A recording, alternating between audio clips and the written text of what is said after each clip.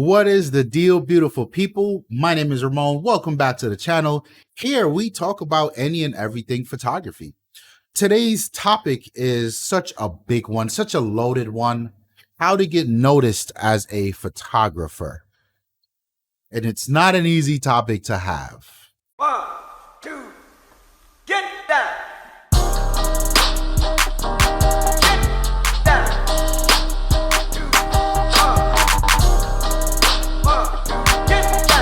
It took me a while to come back with a few bullet points here that not only I've been doing, but I think are effective and are important in order for you to get noticed as a photographer.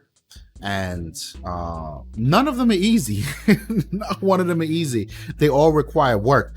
But the first and foremost and most important, I think, is consistency. Consistency needs to be the baseline of anything that you do, anything that you seek to do, any project, any journey, any creative vision, direction. It has to be consistent. I would like to remove consistency from the process or journey of learning who you are as a photographer, right? Because in learning, we don't really know who we want to be, where we want to end up yet.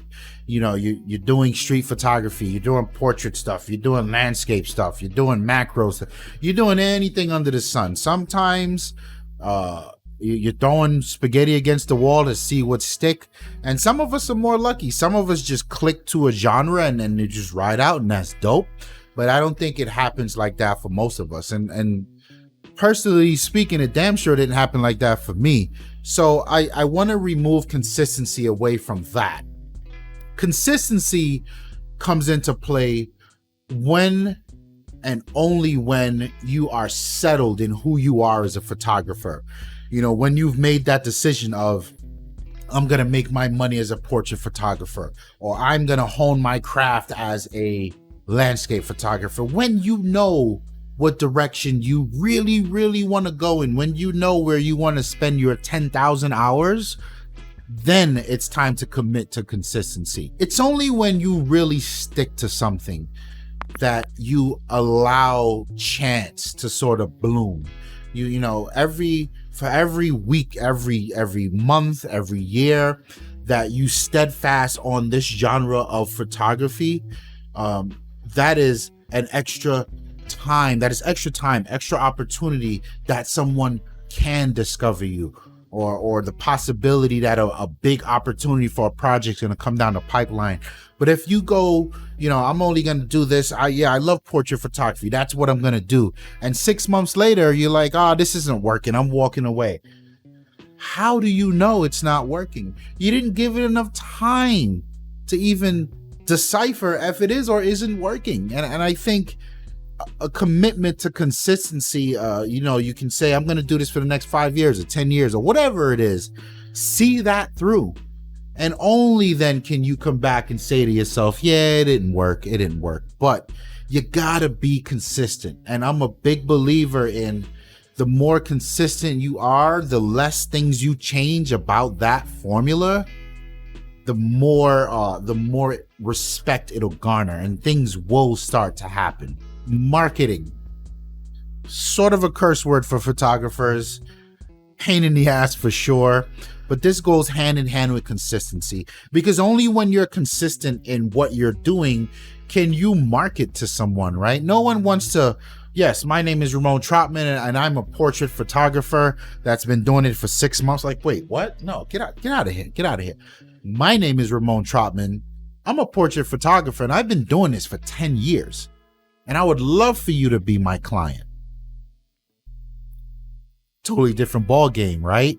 You need to do your marketing. You need to be constantly in front of people. You need to be reaching out to people saying, hey, I've got these packages. Why don't you give it a look? Hey, it's springtime. You're ready to hit the street and get these portraits? Hey, this is my new project I'm working on. You have to do these things. You have to put yourself out there in the world. The world will not put itself in front of your feet or your doorstep. It's not how that works. Building relationships with people, vendors, clients, brands, anyone. This I understand is hard for most photographers because I've been told, and from what I've seen, they're more introverted than others. So, and I guess the innate nature of a photographer is behind the camera, right? If you weren't an introvert, you'd be in front of the camera. Maybe you would never be a photographer. Food for thought. I think building relationships is a super important part to really getting noticed and getting your work out there. And it's not really that difficult. I feel like most of us already do this. But again, going back to that consistency thing, we need to do it on a consistent basis. And the easiest way I've seen people build relationships, and it really is a godsend in our world today, because the way this worked back in the day, fuck that. Ain't nobody got time for that. Knocking on people's doors and rolling up in office buildings with your portfolio in your hand like, no, thank you. In today's world, you've got social media at your fingertips. You've got Instagram. You need to make sure that you are learning how to engage with people in order to receive that engagement back, right?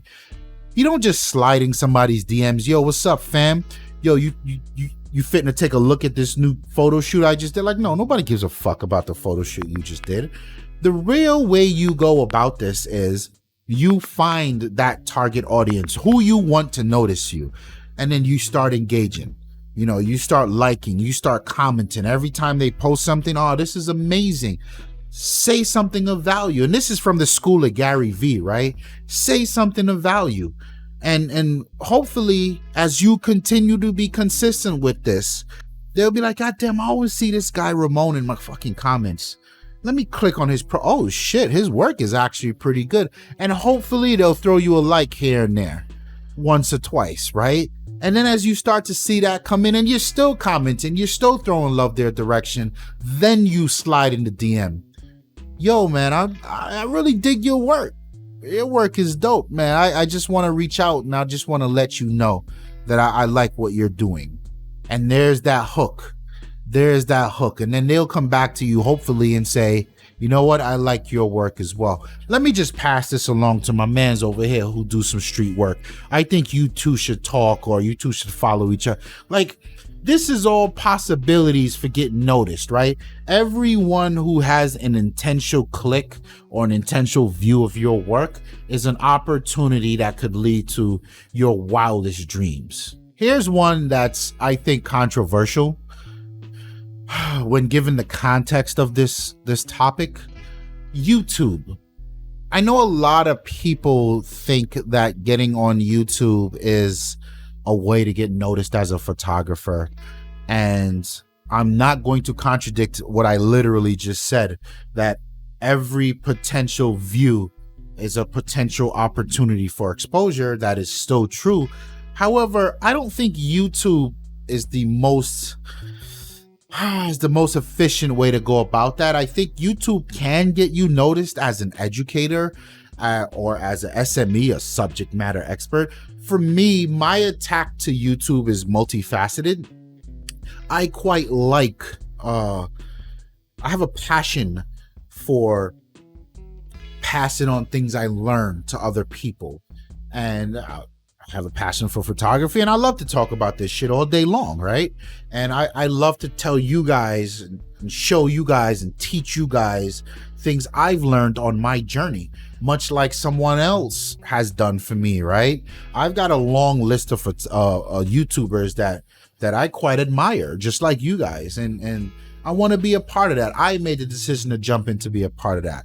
And then also, I wanted YouTube and the videos I do here to serve as extra weight as to who I am as a photographer. So when someone goes to my portfolio, rtperspective.com, shameful plug, links in the description down below, they're gonna say, oh, this his work is dope. Hopefully that's what they'll say. His work is dope. Oh shit, he's got a blog. Oh shit, this guy's on YouTube. Wow, this guy actually cares about what he's doing. This guy knows about what he's doing. And my perspective is, when a potential client sees that, when I'm charging $600 for a session and the guy next to me is charging $600 for a session, I'm hoping that this extra bit of personality that that client can see is what brings them over to my world. Am I hoping that I'm going to be discovered as the next best street photographer on YouTube? Yes. Is it realistic? No, not really. So keep that in mind. As I sort of wind down the video, I have a question, as always, for you guys. I would love for you to answer in the comment section down below. Of the points that we spoke about before, you've got your consistency, you've got your marketing, you've got your relationship building, and the possibilities of YouTube. Which of these have you tried? Which of these, where are you right now in your journey? And which of these would you say have you been more successful at? Sheer curiosity. If you are new here, like the video if you like it. You can dislike it if you didn't like it, that's fine. I would love for you all to subscribe and stick around for more content. That would mean a lot to me, helps me grow. But before I leave you, there's one last point I think is super important as to how to get noticed as a photographer, but it's a super irrelevant point in today's climate. Today, I don't know when you'll be watching this video, but I'm talking about the coronavirus era, attending events. No, I don't recommend that in today's world.